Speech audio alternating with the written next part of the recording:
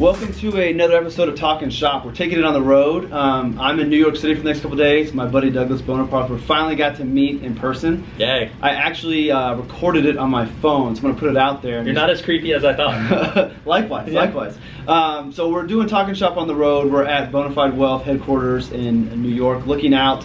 What are we looking at?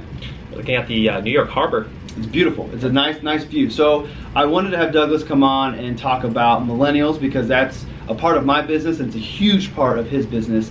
So he's written a book. I just got my copy, The Millennial Money Fix. So I'll link to that in the show notes below. Make sure you go out and grab yourself a copy. But a big part of his business and mine is working with millennials, and wanted to have him kind of talk about why he chose to structure his business around millennials. So with that, why are you working with millennials? There was a need, well, I think first off, I wanted to grow my business, and I wanted there to be a pipeline, right? That I could grow with, that would be there, and it's hard to do that when you have older clientele. I mean, we call it natural attrition. I mean, that happens at some point. But also, it was really stemming from, and we talk about it in the book, the story of, wow, we really need help with our finances. Student loans were a big part of that. Navigating your careers, kind of going into this uncharted economic environment that our parents and grandparents really don't relate to. Like, the game is forever changed since 2008, and navigating that financial landscape, completely different. Having gone through it myself as an advisor, I just married those two concepts together, and I was like, oh, this is how we can provide value through this experience, through the knowledge of being a CFP and being an advisor for 15 years now. All the things started clicking. So it's like, this is what we're gonna do. Now let's figure out how to actually make a living doing this. And fortunately for me, we talk about geography kind of being in your favor a little bit when you're in New York City for a number of things. Well, this was also where kind of demographics were in my favor, because there's no shortage of hardworking young professionals that I wanted to work with here. So there it was. I mean, there was the setup, and then it was just, we got to market, and that's something we love to do. So it got really fun really fast.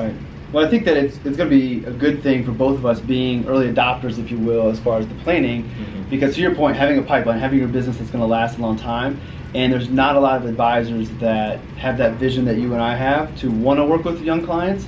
So, a lot of young clients may be looking for planning help, but they don't have $500,000, $1 million, so advisors won't sit down with them. But you look at what the XY Planning Network's doing, advisors like yourself who are building models tailored to young professionals who actually want to work with you all, I think it's huge. And my hope and my belief is, I was told when I shared my vision for working with young clients, I had an older advisor say, that's great, you work with them now, and when they get big boy money, they're going to leave you and they're going to come to me. And I understood what he was saying, but I think that by working with them when no one else would, doing a good job, they'll never leave you, and helping them get to that big boy money or big girl money, they're not going to leave you. I think there's going to be that loyalty, and also all of that time spent together crafting this plan.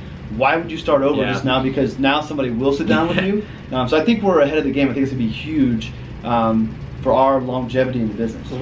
Yeah. I mean, I want to be working and helping, and I don't want to have to, in 5-6 years, worry about the future of my business. I want to worry about my business 20-30 years from now, and I'll probably have to reinvent myself 1 to 2 times in that time period anyway. So it seemed like a really good bet, a really good long game to play. We talk about long games all the time, and I bit down really hard on that, and now it's really kind of keeping up with the attitudes and the desires of how young people want to pay for advice.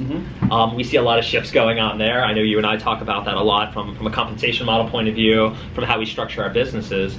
But to me, there seemed to be no other way to really stick around and do this right than to invest in young people. And I would say that is where I think a lot of older advisors have trouble. It's that inability to understand that they can make money while helping the generation. I mean, it's there. And I like your story about how, like, oh, you'll bring him to me. That's like working with millennials version 0.1. Like 0.1. We're on maybe version 1.5. And we're thinking about, well, what's 2.0 gonna look like? Is it subscription?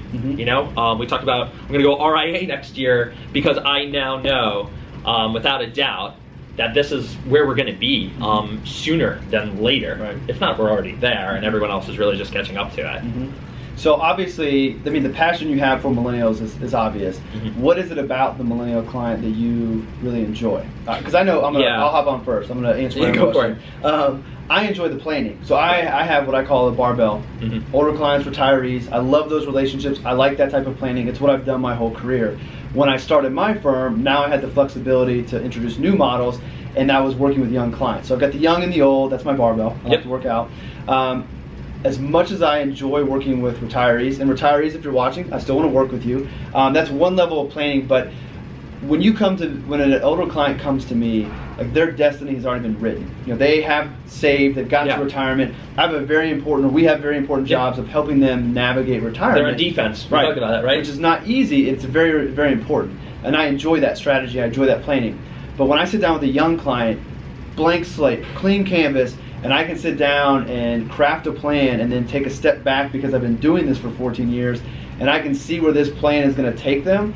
Like, to me, that's extremely exciting, knowing that I get to be a part of that story rather than inheriting that story and making sure it doesn't go away. So that's why I enjoy working with millennials. What about you?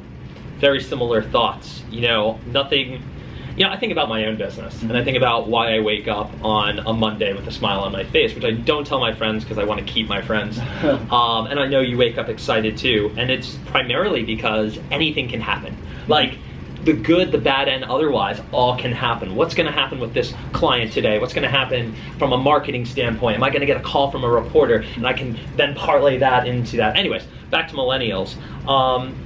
Their energy and knowing that I can tap into it at this phase of their life. I'd say this: I don't know any other time in our lives that are more dynamic than where we are right now. Okay, and just to clarify, I help millennials of all ages, older and younger, one way or the other. The clients happen to be older millennials that are actually getting their way into, mid-career. That's what I serve, but really navigating this very dynamic part of their life, I mean, how much help you can provide. It actually jumps off the pages of the financial plan. Right. It really does. Like, that plan is the blueprint, it's the structure of which you're really going to deliver advice that's backed by your experience, by the experience of your clients. Like, I'm sharing stories, right, of other clients to those guys. Like, oh, here's how, Jim and Jane, overcame buying a house, moving away from the city, and having kids, but also continuing to elevate their career. Right. So you've got the software that can help support that, but then you also have the anecdotal story that you have witnessed with another client that kind of adds on top of it. Relatability. I mean, I've always joked I've been very lonely in this business. My clients make me less lonely, and even the entrepreneurial ones.